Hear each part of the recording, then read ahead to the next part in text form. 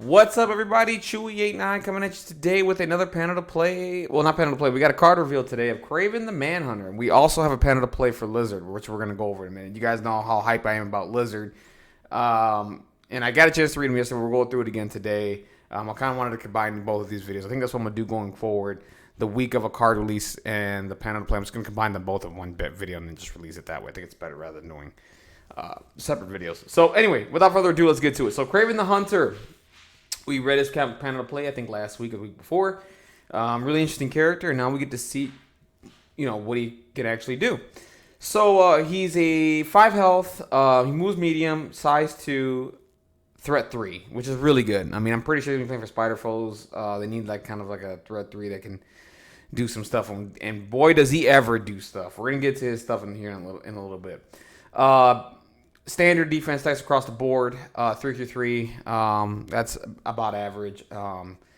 With his, we're gonna get to his innate here in a little bit. This is fine. I'll say that right now. This is fine. It's a really good stat line for his defense. I don't like the. I'm glad he doesn't have like a 2 defense on energy or 2 defense on psychic or anything like that. I'm glad he's 3 across the board, which is good. So let's get to his Cookie Strike. Range 2, 5 dice, no power cost. After this attack is resolved, gain a power. Simple. After this attack is resolved, the target character gains the bleed special condition. So you don't need a wild to pull this off. You don't need to do damage. It's just after the attack is resolved, you get bleed. Good. Here's where it gets cool. On a wild, after this character is resolved, this character may advance small. You're going to find out with this next attack here, this character is very, very mobile. He's going to get across the field, and he's going to do a lot of cool stuff. That's all I'm going to say. So roll a wild, you get to move small. Cool. So his spear thrust. Now this is what's interesting. Usually we see characters that have their standard base attack, which is free, and then their next maybe 1 or 2 attacks that have a power cost.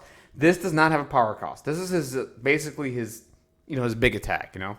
But it costs nothing. 4 dice, range 3, spear thrust. Like the range of range 3, which is really cool with the movement and everything. I could see him do a Cookie Strike, move range 3 to somebody else or whatever the case may be. This would be pretty cool. After this attack is resolved, the character gains power equal to the damage dealt. So this is his power builder, basically. This is his builder, basically. Granted, you have to do this attack first. We're going to go through it. So after this attack is resolved, gain power equal to the damage dealt. Okay, cool. If this character has already attacked the target character, already attacked the character during its activation this turn with a Kukri Strike. So basically, you do the first attack first. Basically, if you do this attack, you add 3 dice to this attack roll. So this becomes a net 7. So what they want you to do is they want you to get within 2, do this attack. Hope to get the wild for elusive or whatever the case may be. If there's another character you want to hit with the spear thrust, or whatever, then the next attack is add 3 dice. So this is effectively a 7-die attack. You can probably do some combinations to make it bigger, a lot more dice or whatever the case may be. This is really cool. So we're not done yet. So if this character has advanced or been placed during this activation this turn, after this attack resolved, it may advance medium. This character can effectively, on a turn, right? He can basically move small and medium in 1 turn. He moves pretty fast. So what I mean by that is, start of maybe turn 2, turn 3, or whatever. Because turn 1, I'm pretty sure you're not going to be able to pull this off. You need to get within 2 or whatever. Maybe with some movement shenanigans, you can probably get Kraven within 2 of a character. Who knows? So, turn 2, you do a Kooky Strike. Pull off the elusive if you can, right? So you pull that off. You advance small. Do your spear thrust. Okay, cool. You gain power, you do your damage, and then you get to move medium. So if there's someone that's holding an objective that you need to get to, you should be able to get to them pretty easily. And with the spear thrust being a range 3 attack, you should have no problems dealing with characters that have stealth. Like I'm thinking like Web Warriors, like Spider-Man, Mystique. There's other characters that have stealth. There's a decent amount now that have it. So you should be able to chase those characters down effectively and really put some hurt on them. So I love this attack. This is going to work really, really well with like turn 2 kind of deal. You could probably combo this with some cards to add extra dice or whatever the case may be. I mean, you could probably do like an all you've got, do this attack, and then do this attack again. I think I could be wrong. Maybe you can add 3 more dice to the attack roll if you do all you've got. I'm not sure. I got to see how that's worded. But yeah, you could. This is a really nice attack. Costs nothing, which is cool. So both of his attacks don't cost any power. Where he excels is his superpowers. Now watch this. So Corner the Beast, 2 power costs, very cheap. Choose an enemy character within 3 of this character. Until the end of its next activation, each time the chosen character advances or climbs, it suffers 1 damage. If the chosen character has the Wall Crawler superpower, it loses the Wall Crawler superpower until the end of its next activation. This is awesome. So anytime a character moves within 3, does an advance or climb, you take a damage. So, if you're with... And Kraven should be within range of a lot of characters with Spear Thrust, theoretically, and with the combination of Kukri Strike. So this is pretty cool. So you should be able to build some power here and do Corner the Beast. All right? Cool. This is really, really nice. You can take away Wall Crawler from Web Warriors. Awesome. Expert Tracker. Choose an enemy character. Allied characters roll 1 additional die. Roll 1 additional attack die when targeting the chosen character with this attack this round.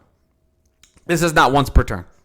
Very similar to what Lockjaw does, adding the die. This is not once per turn. So you can add another die with this attack after you do a Kukri Strike and you have the power, you pay it, and then you go up to effectively 8 dice on the character. And everybody else within your team gets an extra die on that character. This is going to help out Spider Foes, well, specifically Green Goblin in general. His problem, his base attack is 4 dice, which should be 5. I don't know why it's 4. It's 5. I don't know why it's not 5. It's 4. So this will help out Spider Foes and all that stuff for basically any team that wants to run Kraven. I mean, this is going to help out a lot of characters. This is really cool. Now we get to the Elixir of Calypso, which is why I'm not concerned about the 3 across the board. This character may reroll 1 die in its attack or defense rolls. Effectively, he's an Inhuman. He has the Inhuman reroll, which is good.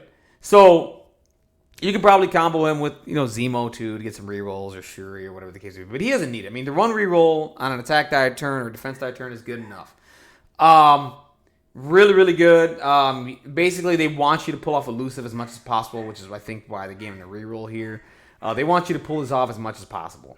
So basically, the way to play him is Kukri Strike, reroll, hopefully you get the wild, advance your small, Spear Thrust, add 3 dice, or you do the Kukri Strike, you gain whatever power. Let's say you get 3, okay, play Expert Tracker, add that. Now you can add the 1 extra dice plus the 3 that you did, and then you're effectively at an 8 dice attack for your power builder here. And after your attack is resolved, you advance medium. Sounds pretty cool to me. Love Kraven. Love Kraven. His injured side doesn't change. He stays the same. This is really, really cool. I'm going to have a lot of fun with him. I mean, I think the week he comes out, I'm going to be playing Spider Foes just to try this out. And who knows what other tactics cards he comes with Mysterio and those guys, what they come with to help out Spider Foes. I'm going to be playing Spider Foes a lot.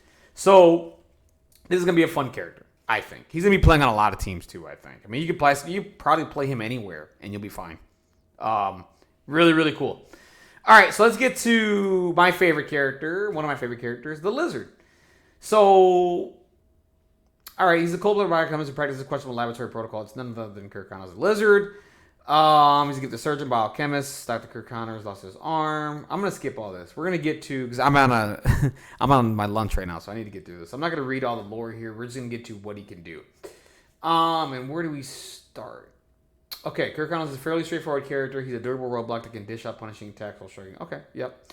As you might expect from oversized reptile, Lizard has a decent stamina and defensive stats. What I'm thinking is he's probably got 4 physical and probably 3 energy, 3 psychic or something like that. I can't imagine he has 2 or on his energy or psychic attacks. He's a smart guy, so he's probably got above average maybe on psychic and above average on physical because he's a lizard or whatever. He probably got 3 on his stamina. That's my guess. When he attacks, he makes the most out of his natural endowments, slapping aside people as big as Kingpin or Ultron with his thick tail. There's a consequence of rotating. It's good to work. Chomping an oversized bit of meat. Whatever. Okay, so the cold-blooded attack represents this bestial strike as Lizard takes a bite out of a target or takes them with his talons. Hitting a strength 7. So strength 7 attack. If cold-blooded inflicts damage to the target, they suffer bleed. And slow. Slow is huge, man. If you can pull that off on like Angela, characters that move really, really quickly and you can slow them down, it really hampers them. So that's cool. So you can have bleed and slow. If a whack with his tail or a bit of cold-blooded combat is insufficient, Lizard can pick his natural strength to use. What? To use thanks to biochemical breakthrough. This power lets him pick up and throw a character or object size 3 or smaller. That's really cool. So now the spider fellows have a character that can pick up a character size 3 or smaller, or an object as well too. So you got to keep that in mind. When playing Angela one time, I thought Angela can pick up people or whatever. She can only pick up terrain. So this is cool that or characters. I don't remember what it is, but it's one or the other with her. With him, it's pick up one or the other, which is good. Really good throw. I'm pretty sure it's going to be probably a medium throw. Maybe small throw. I don't know. It's between those two. But this is good. I like this throw. This is awesome. I'm pretty sure it's going to be like a threat 4 character too. Now that I see that. Kravens 3. I'm pretty sure this character is going to be their threat 4 along with Carnage and all that stuff. So this is cool. So while he can do a lot of damage, Kurt Connors is tailor-made to take it too. The regenerative aspect of his transformation allows him to quickly heal from his unique injuries because, reptilians, they cut off a tail, they can grow it back, Stuff like that. Represented in the game by his healing factor. So he has healing factor. He's going to heal by 1. So now you can play exceptional healing with him as well, which is really good. So this character should be able to survive. He's going to... I can't wait. He's going to be basically moving around the map, doing attacks and just like putting out conditions and killing people and throwing people off points or whatever and throwing people into people, along with surviving with exceptional healing. And the other thing is too, so if his build is really good, Kraven and Lizard and at least Carnage can at least use, how can I say this? Can at least use Green Goblin's leadership effectively because they're going to be able to build power. Right? The problem with Spider Foes right now, one, is that leadership costs the power to do it, and it's only once per turn, which is bonkers. And the other thing is, too, is like Doc Ock, and Goblin doesn't build power that well, right? So I feel like as long as you have other characters that can build power with that leadership, I think it'll be fine. I think it'll be okay. You just need people to build power effectively. And I think Kraven and Lizard are going to be the two characters that do that well, especially Carnage. Carnage is going to be another one that's going to do it. He's going to kill multiple models a turn. So those 3 characters can do that and probably use the leadership effectively, which is what makes this exciting. So he has exceptional healing. He should be able to survive as long as you come with med pack or something. You probably don't need that. Kurt Connors should be fine. With Kraven, with his rerolls on attack or defense die, he should be able to survive pretty well. And those two should, like I said, and with the combination of Kraven handing out the 1 die as well too, the Spider Foes are going to be fun to play. And who knows what tactics cards these guys come with? I can't wait to play Spider Foes in June when they come out towards the end of June. I'm going to have a blast. This is going to be fun for me because I do love the Green Goblin's model. I just hate his leadership because I don't think it's good. I think it's just whatever. You know what I mean? You get to spend a power, reroll a defense die. Okay, but they roll the block. And the other thing is, too, it takes you a lot for you to gain that power. So, like, you feel like you spend that power, like, damn it, I'm out of power, now I can't really do what I want to do. It just sucks.